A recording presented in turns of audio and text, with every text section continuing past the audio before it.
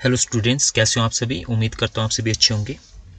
आज मैं आपके साथ जो बात करने वाला हूँ वो है इकोलॉजी एंड एनवायरनमेंट HIST 331 का जो आपका कोर्स है उसके ऊपर मैं प्रीवियस ईयर का क्वेश्चन पेपर भी आपसे डिस्कस करता हूँ और जो इम्पॉर्टेंट क्वेश्चंस है 24 के लिए कौन कौन से टॉपिक्स आपको तैयार करने हैं उसके ऊपर भी हम बात करते हैं। तो हमारे पास कुल मिलाकर 4 यूनिट है यहाँ पे। तो इसमें से ये एनवायरनमेंट का बहुत सारे जो आपके टॉपिक है, स्टार्टिंग के जो टॉपिक है, जो आपने एनवायरनमेंट हिस्ट्री एनवायरनमेंट पढ़ा होगा, मतलब EVS, उसमें से बहुत सारे टॉपिक आपके जो है वो कवर अप हो जाते हैं।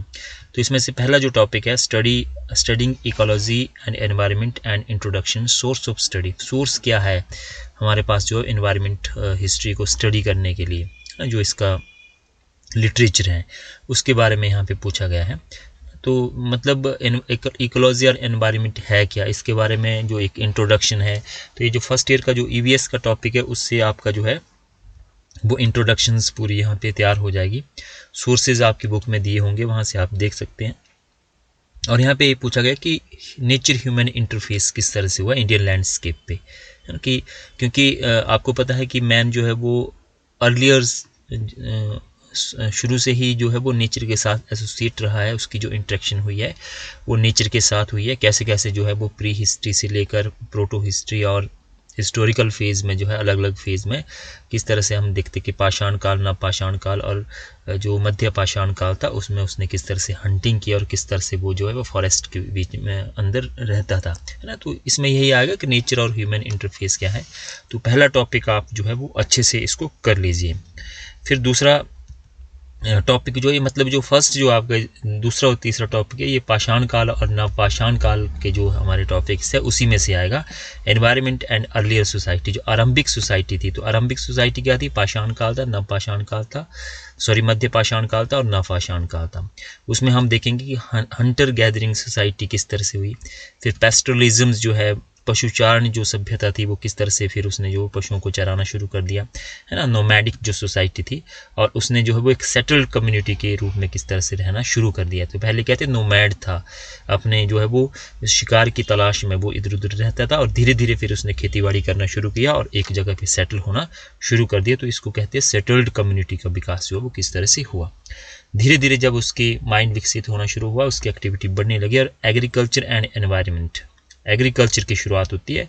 तो आपको पता है कि एग्रीकल्चर की जो शुरुआत है वो नवपाषाण काल में हुई है, जब मनुष्य के द्वारा जो है वो कुछ वो जो बीज वगैरह जो फ्रूट वो खाता था, वाइल्ड जो फ्रूट्स थे, उसको जब उसने कहीं पे फेंका, उसका माइंड विकसित हुआ और उसमें से जो है एक पौधा उग गया। तो उसने सोचा कि क्यों ना मैं जो हूँ इसकी खेतीबाड़ी करूँ। तो उसने क्या करना शुरू कर दिया, फिर एग्रीकल्चर करनी शुरू कर दी। और एग्रीकल्चर से क्या हुआ, फिर उसने, क्योंकि एग्रीकल्चर करेगा तो इधर उधर घूम तो नहीं सकता है, तो उसने एक जगह फिर सेटल होना शुरू कर दिया। और यहीं से फिर आने वाले समय में जो है वो उसने पशु पालना शुरू कर दिया और यहीं पे जो है वो बड़ी बड़ी जो सभ्यताएं थी उसका विकास हुआ, जिसको हम कहते हैं रिवर वैली सिविलाइजेशन, है ना। तो नदी के किनारे, क्योंकि नदी के किनारे क्यों रहना उसने शुरू किया, क्योंकि वहाँ की जो लैंड थी वो काफ़ी फर्टाइल्स थी, उसको जो है वो ट्रांसपोर्टेशन उससे अच्छा होता था, है ना। तो उसने मेनली जो है, जैसे हम इंडिया की बात करें तो इंडस वैली सिविलाइजेशन है, फिर नील नदी की सभ्यता है, फिर मिस्र की सभ्यता है। तो सारी की सारी जो एनिशेंट्स जो सिविलाइजेशन है वो किसी न किसी नदी के किनारे विकसित हुई है। तो यहाँ भी आपको प्रश्न आ सकता है कि नदी सभ्यता का जो है वो विकास किस तरह से हुआ भारत में या विश्व में, एग्रीकल्चर की शुरुआत किस तरह से हुई, है ना। तो इसका इन्वायरमेंट के ऊपर क्या इम्पैक्ट पड़ा, इस तरह से क्वेश्चन आ सकते हैं। तो फर्स्ट जो यूनिट है उसके 2 टॉपिक आपके दूसरा या तीसरा या पहला या दूसरा अच्छे से तैयार कर लीजिए। यूनिट नंबर 3 है studying natural resources, water and forest. तो ये इजी है कि नेचुरल रिसोर्सेज के बारे में पूछेंगे आपको कि फॉरेस्ट क्या है, उसका क्या महत्व है, पानी के स्रोत कौन कौन से, उसका क्या महत्व है। तो ये पढ़ा हुआ है आपने, पिछली बार आपने फाइनल ईयर में भी पढ़ा होगा। हिस्ट्री एंड कल्चर जो आपका टॉपिक था उसमें भी है ये, है ना।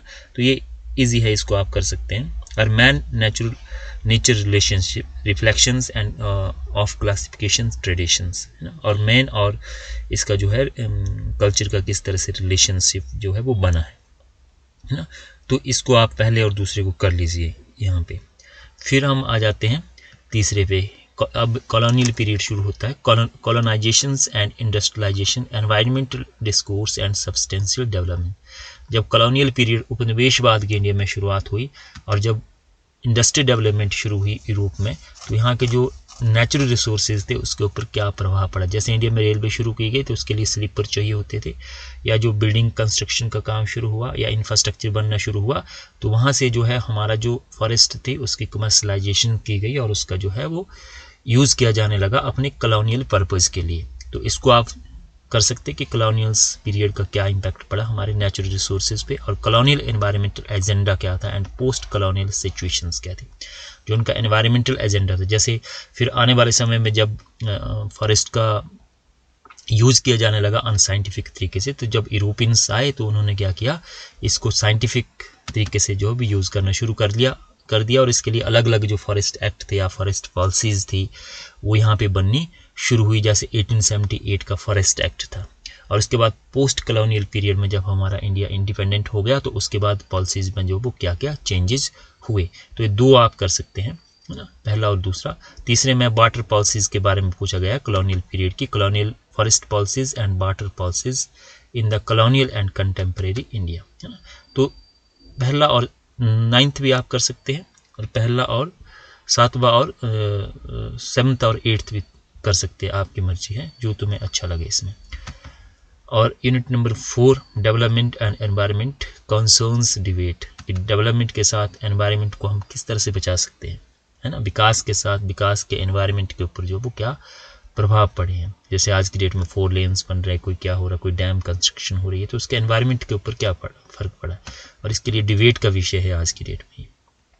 ठीक है, तो इसको कर लीजिए।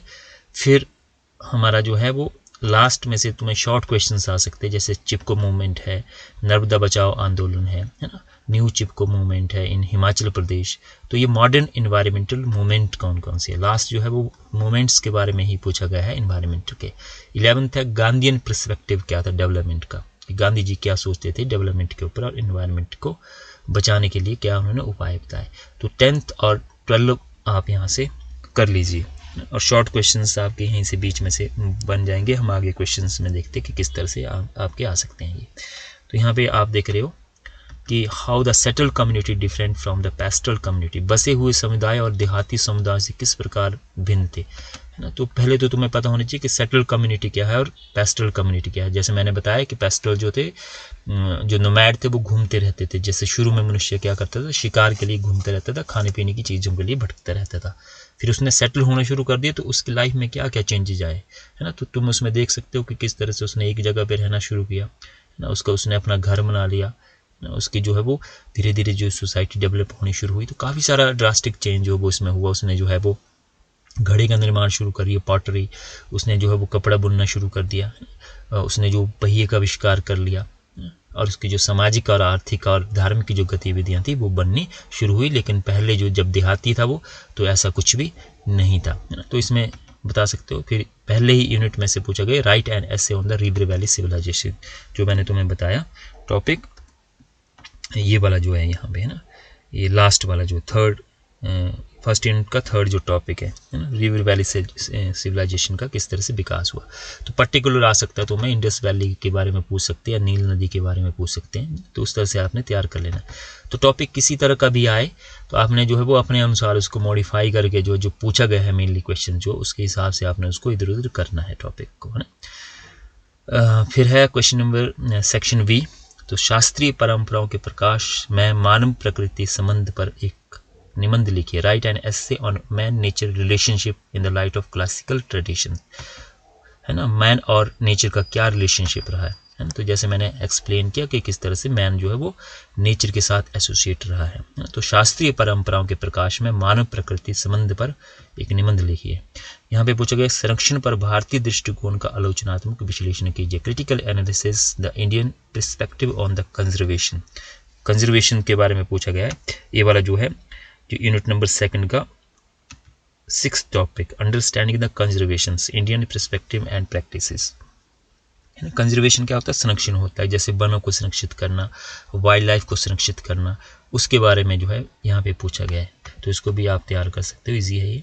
सेक्शन सी पे आए तो यहाँ पे पहला ही टॉपिक पूछ लिया गया है, analysis the colonial environmental agenda and post colonial situation. औपनिवेशिक पर्यावरण एजेंडा और उपनिवेश बाद के खत्म होने के बाद की स्थिति का विश्लेषण कीजिए। उपनिवेशवादोत्तर है ना, पोस्ट कॉलोनियल सिचुएशंस क्या थी, इसका विश्लेषण करना है। यहाँ पे फिर पूछा गया है कि औपनिवेशिक वन नीतियों पर एक निबंध लिखिए, right an essay on the colonial forest policy. ठीक है, तो क्वेश्चंस जो वो यहीं से बनते घुमा फिरा के, जो भी आप यूनिट में से 1-2 टॉपिक तैयार करते हो तो वहीं से बनेंगे। तो यहाँ पे 8th टॉपिक पूछा गया और 7th पूछा गया है ना। तो 2 टॉपिक कोई भी आप जो तुम्हें इजी लगते हैं उसको कर लीजिए, और क्वेश्चंस किसी तरह का भी आए आपने जो वो घुमा फिरा कर उसको लिख देना है। अब सेक्शन डी पे चलते हैं। तो यहाँ पे वन नीतियाँ पूछी गई है। सेक्शन डी पे विकास पर गांधीवादी दृष्टिकोण, दूसरा टॉपिक लास्ट यूनिट का, discuss the Gandhian perspective on the development.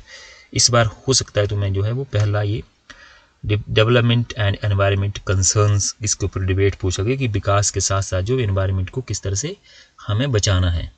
तो विकास के ऊपर गांधीवादी दृष्टिकोण। नर्मदा बचाओ आंदोलन पर एक टिप्पणी लिखी। तो बड़ा क्वेश्चन पूछ लिया गया है लास्ट वाला है ना, यहाँ से नर्मदा बचाओ आंदोलन, ये वाला 12 से पूछा गया है। तो इस तरह से तुम जो है वो तैयार कर सकते हो। अब आते हैं जो मेन आपका है सेक्शन ई, इसमें से पूरे के पूरे नंबर आपके आते हैं।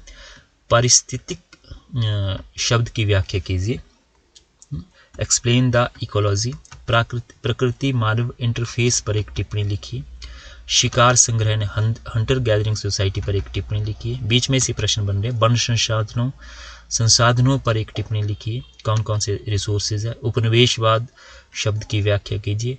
संरक्षण के औपनिवेशिक दृष्टिकोण पर एक टिप्पणी लिखिए कि कंजर्वेशंस के औपनिवेशिक उपाय क्या थे। औपनिवेशिक पर्यावरण विमर्श पर टिप्पणी कीजिए। समकालीन भारत में जल नीति पर एक टिप्पणी कीजिए। सतत विकास की अवधारणा को स्पष्ट कीजिए। ये है हमारा सस्टेनेबल डेवलपमेंट क्या है, सस्टेनेबल डेवलपमेंट क्या है, सॉरी।